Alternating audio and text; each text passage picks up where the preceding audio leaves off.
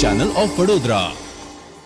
મહારાજા સયાજીરાવ યુનિવર્સિટીની કોમર્સ ફેકલ્ટીનું પ્રથમ merit list જાહેર થયા બાદ જનરલ કેટેગરીના વિદ્યાર્થીઓ પ્રવેશથી વંચિત રહી ગયા છે, જેને લઈને વિદ્યાર્થીઓ અને વાલીઓ યુનિવર્સિટી કેમ્પસ ખાતે પહોંચ્યા હતા અને પ્રવેશના મુદ્દાને લઈને હોબાળો મચાવ્યો હતો।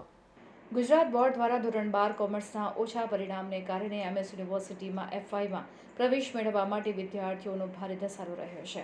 કોમર્સ ફેકલ્ટીની અંદર ગઈકાલે પ્રથમ યાદી જાહેર કરવામાં આવી હતી, જેમાં જનરલ કેટેગરીના અનેક વિદ્યાર્થીઓ પ્રવેશથી વંચિત રહ્યા હતા। ત્યારે આ વિદ્યાર્થીઓ તેમના વાલીઓ સાથે આજે કોમર્સ ફેકલ્ટી ખાતે પહોંચ્યા હતા અને ડીનને મળીને પ્રવેશ અંગે રજૂઆત કરવાની કોશિશ કરી હતી। અલબત્ત ડીને વાલીઓ અને વિદ્યાર્થીઓને મળવાનો ઇનકાર કરી દેતા વાલીઓ અને વિદ્યાર્થીઓમાં હોબાળો મચી ગયો હતો। કોમર્સ ફેકલ્ટી ખાતે એનએસયુઆઈ, એજીએસયુ અને પૂર્વ એફઆર દ્વારા હેડ ઓફિસ ખાતે કોમર્સના પ્રવેશ મુદ્દે હોબાળો કરવામાં આવ્યો હતો। વીસી રજિસ્ટ્રાર કે પીઆરઓએ મુલાકાત નહીં આપતા વિદ્યાર્થીઓ એક તબક્કે ગુસ્સે ભરાયા હતા અને મીડિયા સમક્ષ રજૂઆત પણ કરી હતી।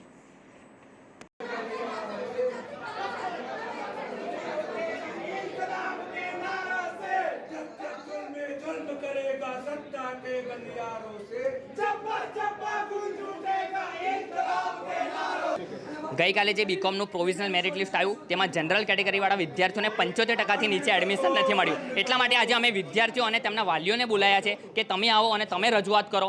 તો આજે વિદ્યાર્થીઓ અને વાલીઓ આવ્યા છે, તેમ છતાં અહીંયા ડીન સર એમનો પ્રશ્ન સાંભળવા માટે નથી। કાલે હેડ ઓફિસ પર અમે ગયા, ત્યાં વીસી સર કે રજિસ્ટ્રાર સર કોઈ અવેલેબલ નથી, એટલે વિદ્યાર્થીઓના પ્રશ્નો સાંભળવા માટે અહીં કોઈ અવેલેબલ નથી અને પોતે તો અહીં હાજર નથી રહેતા અને બહાર પોલીસના ડબ્બા બોલાવીને રાખે છે, જાણે અમે પોલીસથી બી જઈશું। તો હું સત્તાધીશોને કહેવા માંગીશ કે અમારા પર ઓલરેડી 4-5 કેસ ચાલે છે, એક કેસ વધી જવાથી અમને ફરક નહીં પડે, પણ અમે વડોદરાના વિદ્યાર્થીઓ સાથે અન્યાય નહીં થવા દઈએ અને વડોદરાના દરેક વિદ્યાર્થીઓને વડોદરામાં એડમિશન મળે તેના માટે અમે લડત ચાલુ રાખીશું। તે પછી કોલેજ પર આવવું પડે કે ડીન સર કે વીસી સરના ઘરની બહાર જવું પડે, ત્યાં સુધી પણ અમે જવા તૈયાર છે।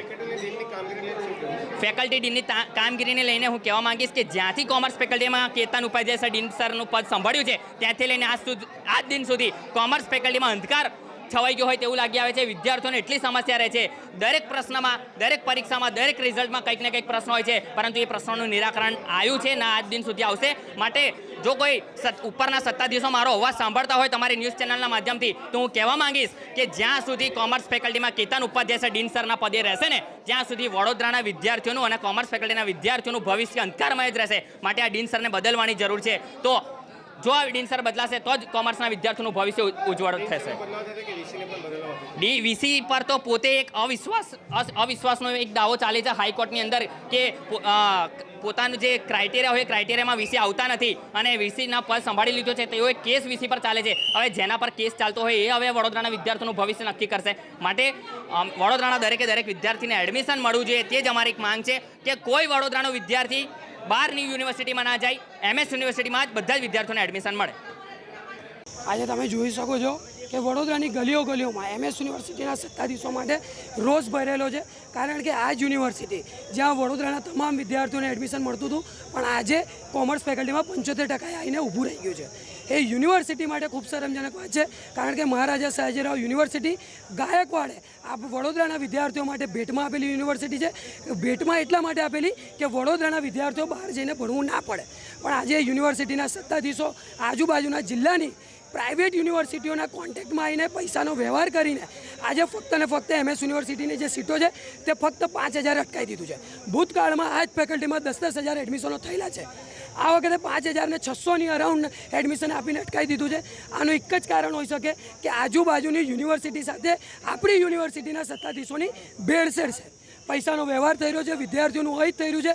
આજે વિદ્યાર્થીઓ સાથે જોડાયા છે, વિદ્યાર્થીઓના વાલી સાથે જોડાયા છે અને આજે જોઈ શકો છો કે કેટલો રોષ છે। અમારી માંગ એ છે કે વડોદરાના તમામ વિદ્યાર્થીઓને એમએસ યુનિવર્સિટીમાં એડમિશન મળવું જોઈએ, કારણ કે વિદ્યાર્થીઓનો હક છે એમએસ યુનિવર્સિટીમાં પોતાનું ભણતર કરી શકે। ગરીબ મધ્યમ વર્ગના વિદ્યાર્થીઓ અભ્યાસ કરવાની ઈચ્છા ધરાવતા હોય તો એડમિશનથી વંચિત છે, તો શું અભ્યાસ એમએસ યુનિવર્સિટી ઓછા અભ્યાસમાં ભણી શકે।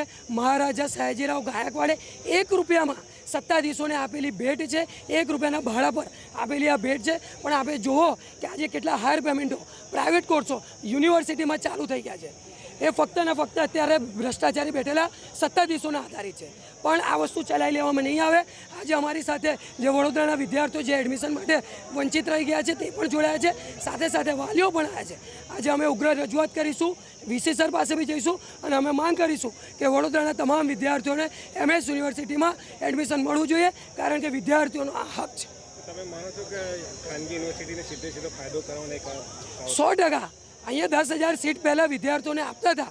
આજની તારીખમાં તમે MS યુનિવર્સિટીમાં જોશો તો વીર સાવરકર ભવન BCom ઓનર્સ એ 2 વર્ષથી ખાલી પડેલા છે. અમે ડીનને રજૂઆત કરી કે મારા પાસે બેસાડવા માટેની કેપેસિટી નથી, તો આ વીર સાવરકર ભવનનો ઉપયોગ કરો ને. 4 કરોડના ખર્ચે વીર સાવરકર ભવન બનાવેલું છે. BCom ઓનર્સ આજની તારીખમાં ખાલી પડેલું છે, કોઈ ઉપયોગ નથી એનો. અહીંયા 5,000 એડમિશન અટકવાનો એક જ કારણ છે કે બાકી રહી ગયેલા વિદ્યાર્થીઓ પ્રાઇવેટ યુનિવર્સિટીમાં એડમિશન લે, ત્યાં લાખ રૂપિયા ફી ભરે અને ત્યાં આપણા યુનિવર્સિટીના સત્તાધીશોની ક્યાંક ને ક્યાંક સાઠગાંઠ છે. પૈસાનો વ્યવહાર છે, ક્લિયરલી સમજી રહ્યા છે. વડોદરાની પબ્લિક, વડોદરાના વિદ્યાર્થીઓ તમામ આ વસ્તુ સમજી રહ્યા છે.